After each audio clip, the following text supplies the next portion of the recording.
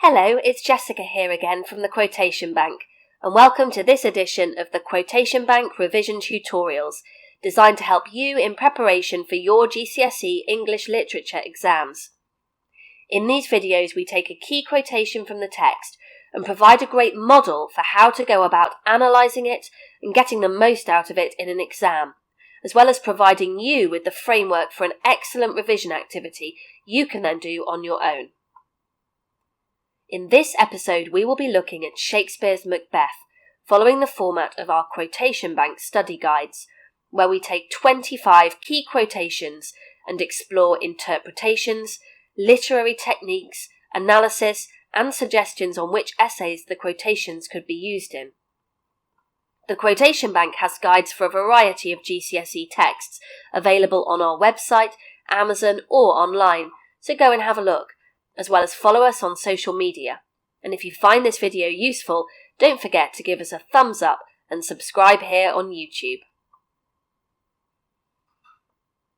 As we move into Act 4, the influence of the supernatural and the witches becomes ever more present in the play. After the events of the banquet in Act 3, it is clear Macbeth is no longer in control of his own mind, and the influence of Lady Macbeth over her husband is beginning to fade, as he declares, "I will to the weird sisters, more shall they speak." Perhaps most threateningly, in Act 3, Scene 5, Hecate had angrily confronted the witches for their traffic and riddles with Macbeth, and Hecate determines to spend the night preparing for a dismal end and a fatal end. So when Macbeth seeks guidance from the witches in Act 4, both he and the audience are under no illusions as to their evil intentions, and he seeks their knowledge even though you untie the winds and let them fight against the churches. It is clear that for Macbeth there is no turning back now, and the pace is quickening towards the tragic ending of the play. So what are we going to do with this quotation in our answer, and how can the Quotation Bank help you in your exams? The Quotation Bank is designed to make sure every point you make in an essay clearly fulfills the assessment objectives an examiner will be using when marking your work. So let's begin exploring this quotation by looking at interpretation. As you can see here, the interpretation of each quotation allows you to fulfill Assessment Objective 1, responding to the text and giving an informed personal response.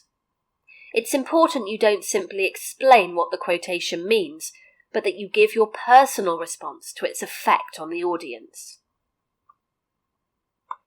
Our interpretation focuses on the fact that the completely unnatural behaviour of the witches is so powerful it has even turned the natural world, here represented by the wind, against religion, here symbolised by the churches, causing conflict throughout the land.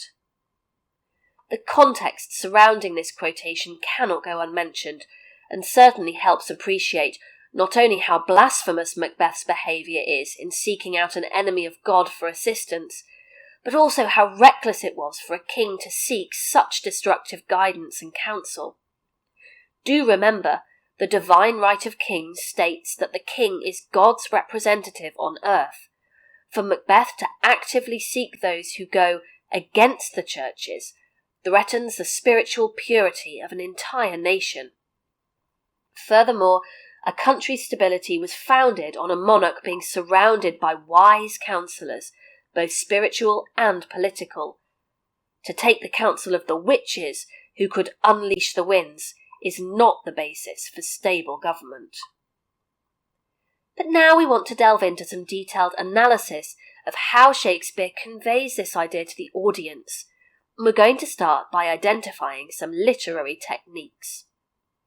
As you can see here, using subject-specific terminology correctly, in this case the literary devices used by Shakespeare, is a key part of Assessment Objective 2.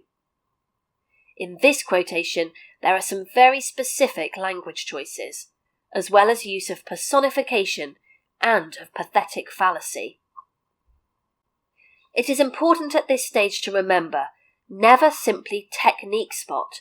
That is, don't just identify literary devices. For example, simply stating Shakespeare has used personification, or suggest Shakespeare uses imagery to help us picture something more clearly. When we identify a literary device, it is vital to analyse the effect of that specific example. And if you don't know what the technique is, it really doesn't matter. It is the analysis that counts. So let's get to that analysis. We have provided as much analysis as possible. It is a great idea to analyse the quotation in detail. You need to do more than just say what it means, but also what effect the language, form, and structure has on the audience. For instance, in this quotation, try to bring out analysis of 4 or 5 different elements of it to really give depth to your response. As you can see, in our analysis we have precisely focused on just 1 or 2 words at a time, rather than the whole quotation in one go. So let's analyse some specific details. First, here the churches are a personified symbol of morality and goodness.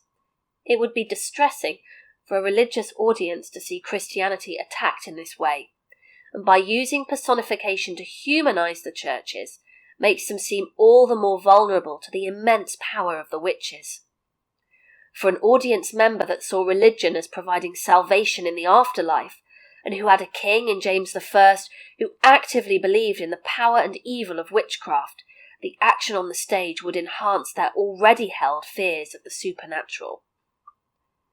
Furthermore, the witches have deliberately turned the wind against it, with the word fight linking to the violent conflicts throughout the play. Other unnatural events that have occurred include a mousing owl killing a falcon, or 2 horses who turned wild in nature and attempted to eat each other.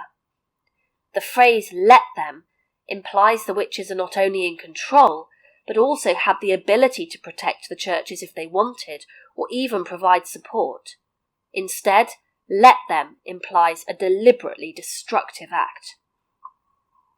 The fact they untie the winds has associations with a great power being unleashed against the moral goodness of the church. Because the wind is attacking against the churches, it seems as if the church is passive and vulnerable to evil's power. It is the wind that is being active and destructive, and it is important to note that the witches did not create this destructive power. Untie implies the danger of nature is always present, just hidden from view, ready to be unleashed. Shakespeare could be suggesting that in nature, in Macbeth, or in any of us, there is an evil side that is fighting to break free. There is so much that can be taken from this one line, but it is important that you only use it if it is relevant to the question you have been set. And so we're going to look at which essays this quotation might provide useful in.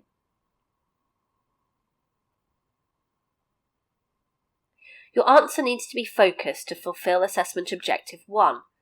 This section helps you choose relevant quotations and link them together for stronger essays. First and foremost, this quotation is perfect for a question on the depiction of religion. Whilst there are many examples of religion controlling or exerting its power, for instance, Macbeth's inability to say Amen after killing Duncan, here it seems weak and vulnerable. The quotation also provides a useful insight into the development of the witches. In seeking out their counsel and explicitly acknowledging their power, Macbeth legitimizes them as an influence on the outcome of the tragedy. The quotation also provides a visual depiction of the battle between good and evil. That battle has moved far beyond character-based conflict and even transcended the political battles of the play and has now infiltrated the natural world. Finally, the role of violence in the play is evident in this quotation. Rather than the physical bloodshed of other examples throughout the play, this violence has infiltrated the sanctuary of the spiritual world. That brings us to the end of our analysis of this quotation for today. I hope you've found it useful, and if you have, do give a thumbs up and subscribe for more videos from the Quotation Bank. don't forget to check out our study guides, where we follow the revision structure you've seen today on 25 key quotations, as well as being full of essay plans, revision activities and more. They're available from our website and other online stores, and follow us on social media.